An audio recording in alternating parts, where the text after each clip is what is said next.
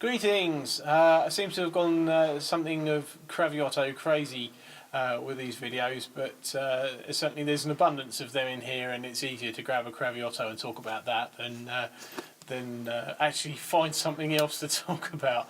So this time around, it should actually be a pair of drums. I have a pair of these drums.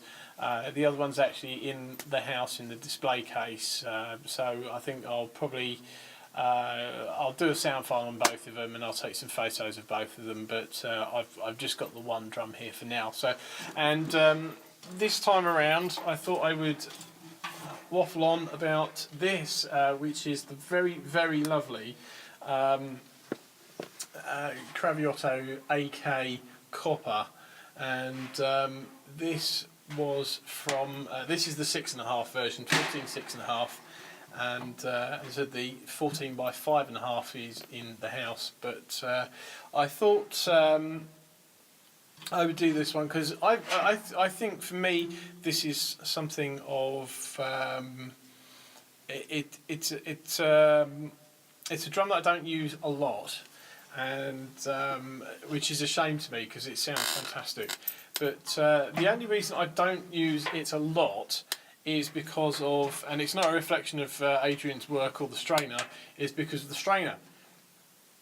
And this is one of Adrian's strainers, which is along the lines of some of his the vintage work that he does, and restorations and the reproductions and things. If you've never checked out Adrian's work, Adrian Kirschler, it's AK Drums in Italy. If I remember, I'll try and put a link to his site up on there, and you can still see the gold drum, or bits of the gold drum that he did for me, which obviously is another video.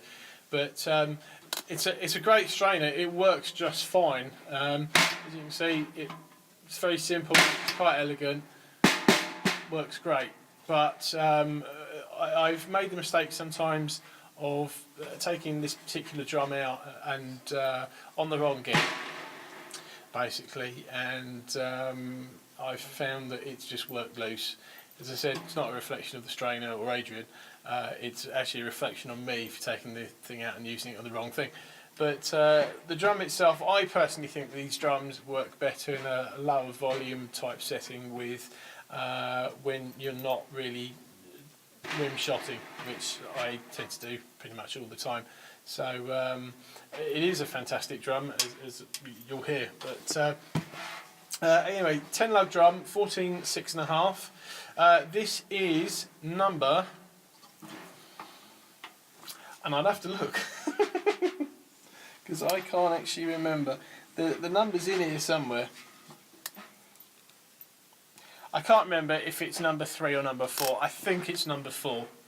I've got number 4 in both. Or I've got the number 6. Oh, it might actually be number 6, actually. I'll try and find out. I can't remember. It may well be, actually now I think about it, it may well be number 6. And I have number 6 in both. And the Masters Metal Brass Copper Hybrid drum might be number 3 of each. Of each of the two sizes, but I think that's actually right. But either way, anyway, I've got the pair of whichever number it is. This was whichever number of 50, and there was 50 of the smaller size as well. I got this as I do most of these things through Steve Maxwell, and they actually, although oddly enough, these came direct from Craviotto. And my buddy Joe Kenny actually sent these over, and for which I'm still grateful for the import on. Yes, lovely drums. I've had these since they were released, whenever that was. I'm thinking probably about 5 years now. They came out. Was it a year or two after the original run, which I think was 2008. I ordered them almost because I felt compelled to have them. They're a slightly darker sound, as you might expect, than the brass drums, which obviously brass is a bright metal anyway, but these are vastly different to the brass drums, which were the original run of the Diamond series. Apart from the obvious thing with the metal, I don't know if you won't be able to see on the video. I'll try and take some photos where you can actually see the. You can still see basically like the scratches and the tool marks and things on the shell. It's effectively an unfinished shell, and it gives it a real sort of more vintage vibe just to look at. And certainly the dark tone, the overall sort of vibe of the drum is just enhanced by the look of the copper. I mean, I'm not sure if how much, if any, really, the shell has physically changed as far as patinaing and things is concerned since I got them, because I don't really look at them regularly enough to be able to tell. But and that's my dog making noises on the door, if you can hear that. But anyway, 14 6.5 drum, 10 lugs, and I can't remember what the hardware was, whether it's just chrome or not, but it's very shiny either way. Lovely tube lugs, which I really dig. As I said, the Adrian Kirschler strainer there. It's got the Craviotto C on it there. Got the rather cool badge there, which I like a lot, because it sort of it's not actually fixed dead onto the drum in terms of it being flush with the shell. You've obviously got the diamond bases on the lugs. Again, you got the butt plate, nice diamond there with the C on. This shipped with the Craviotto logo heads, which are actually just look like that. Basically they're Remo ambassadors, but they've got the logo on them. Obviously this has got a hazy on it.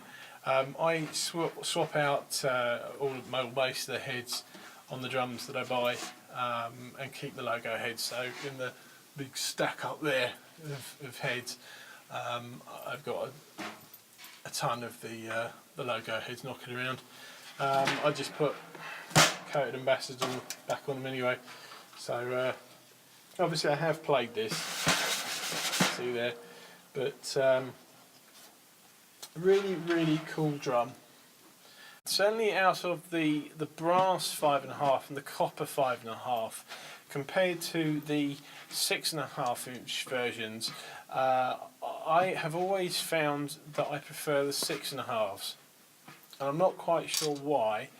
It just seems to me that the 5.5s don't have the same amount of body. They're a little bit thinner sonically than the deeper drums, which is why I've got the 3 deeper drums of the Diamond series in here to play, and the shallow ones are in the house. But there's nothing wrong with the drums at all, except, as I said, just my personal preference. I like the deeper drum. I think I've been heading that way actually as well for the last few years. But anyway, as I said, if I remember, I'll try and actually figure out which drum this is as far as the serial number is concerned. Pretty terrible, I know, but you know. But yeah, I'll do the sound files. I'll take some photos, and yeah, cool drum. Oddly enough, actually, these I don't think the original brass Diamond series sold out all pretty much immediately, and have subsequently gone up in value to, I think, well, I've seen a couple of them been advertised for resale at $3,000, and that's pounds and dollars. And these, I don't think they've gone down in value that I'm aware of, but certainly they're sort of floating, that I can remember anyway, they're floating around the sort of 16, 17 to about 1850 range, and again that's pounds and dollars. And So they are more or less keeping their value. There's not too much of depreciation on there. Again, you know, it was a run of 50 on both drums, so they're gone.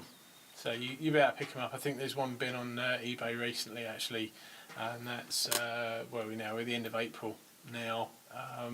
So that's, yeah. I've seen one recently. I mean, I don't check every day or anything, but these don't seem to come up too often. Happy to be wrong on that, but I've not seen them come up too often. I think there must be a reason for that.